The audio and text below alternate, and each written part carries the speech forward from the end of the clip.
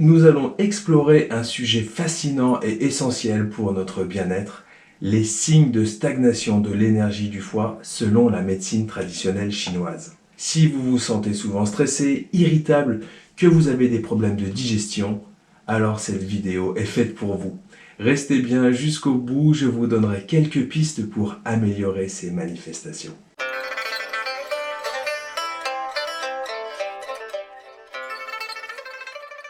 Le foie joue un rôle crucial dans notre santé globale. En médecine chinoise, il est lié à la régulation des émotions, à la digestion et à la circulation de l'énergie. Mais que se passe-t-il lorsque cette énergie stagne? Découvrons ensemble les 5 signes révélateurs de la stagnation du qi du foie. Salut à tous, je suis François Nivolet, praticien de médecine chinoise. Avant de passer à ces 5 signes, il y a un lien très important en dessous de cette vidéo qui est un petit guide gratuit qui contient les 10 points d'acupuncture les plus puissants à utiliser soi-même grâce notamment aux méthodes que vous pouvez retrouver juste ici.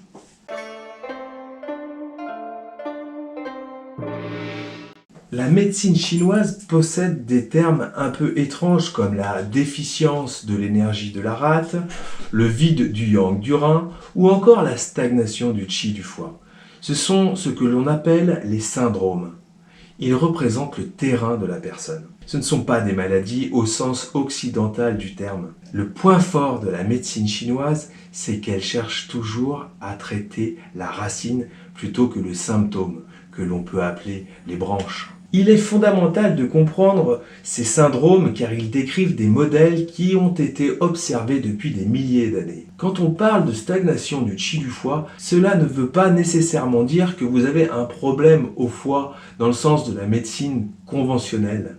Vous avez probablement un bilan sanguin avec tous les marqueurs du foie au top. Pour autant, vous pouvez avoir une stagnation du qi du foie. Bien sûr, il y a des gens qui ont quelque chose qui affecte effectivement le foie physique et cela est mesurable avec les enzymes hépatiques qui augmentent. Cela peut représenter une véritable maladie de médecine conventionnelle occidentale, mais pas un syndrome de MTC. Donc, lorsque votre praticien de médecine chinoise vous parle de stagnation du qi du foie, cela ne signifie pas que vous devez courir faire des analyses ou consulter votre médecin généraliste. Cela signifie simplement qu'il y a une base propice à l'apparition d'une pathologie. C'est primordial de comprendre ce que représente le foie en médecine traditionnelle chinoise.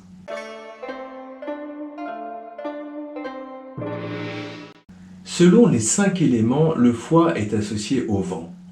Il est également associé au printemps. Son rôle est de drainer, de faire circuler l'énergie, le sang et les liquides organiques.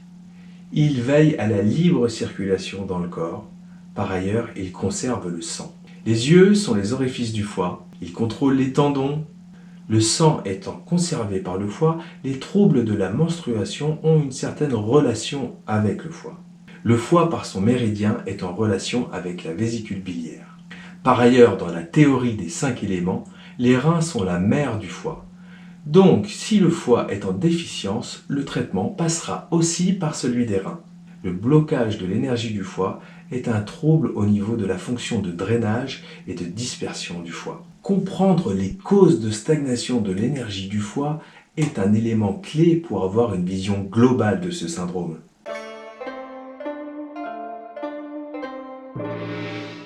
Les émotions ont un grand rôle dans l'apparition des déséquilibres énergétiques en MTC.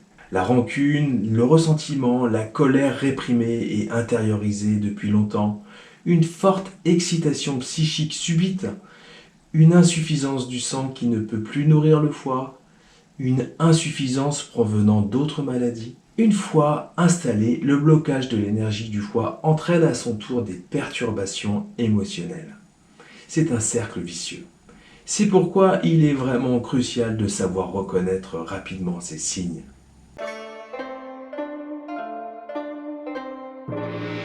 Au début, ces signes n'ont pas encore véritablement donné de symptômes visibles, encore moins de véritables maladies. Premièrement, imaginez que vous ayez eu une journée de travail difficile, que vous avez envie de quitter votre job parce que votre patron est nul, qu'on vous met sans cesse la pression ou que votre travail n'est pas reconnu à sa juste valeur. Vous avez alors l'impression de ne pas pouvoir respirer à fond.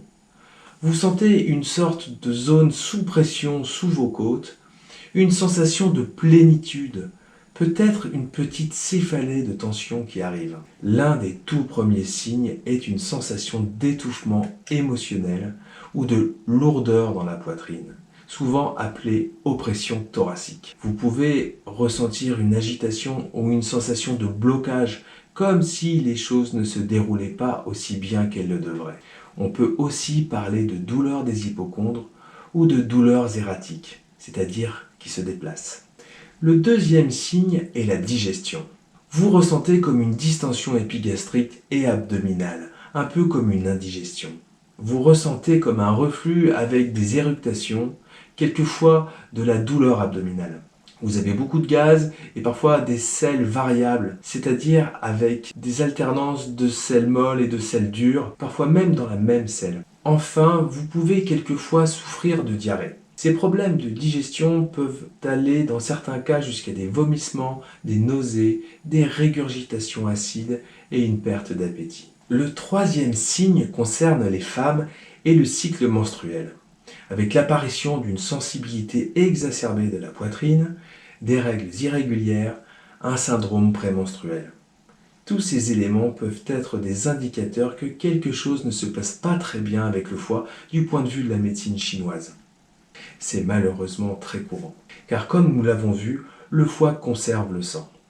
Le quatrième signe, ce sont les maux de tête. Ils sont très souvent liés à ce type de stagnation. Parfois, certains types de migraines, ces maux de tête qui ne concernent qu'un seul côté de la tête. Les maux de tête qui se déplacent également, en particulier sur les côtés de la tête, c'est-à-dire au niveau des tempes.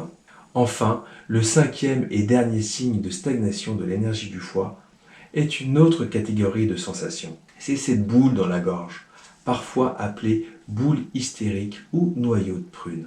C'est un peu comme si vous sentiez que vous êtes sur le point de pleurer mais que cela ne vient pas. Après une journée très stressante, vous remarquez que vous soupirez beaucoup et que vous ne pouvez pas reprendre votre souffle. Cela peut être dû à un signe de stagnation du qi du foie. Il peut y avoir parfois même de la dépression, de la mélancolie, de l'impatience, de la susceptibilité et de l'irritabilité. Ces 5 signes s'aggravent ou s'améliorent en fonction de l'humeur.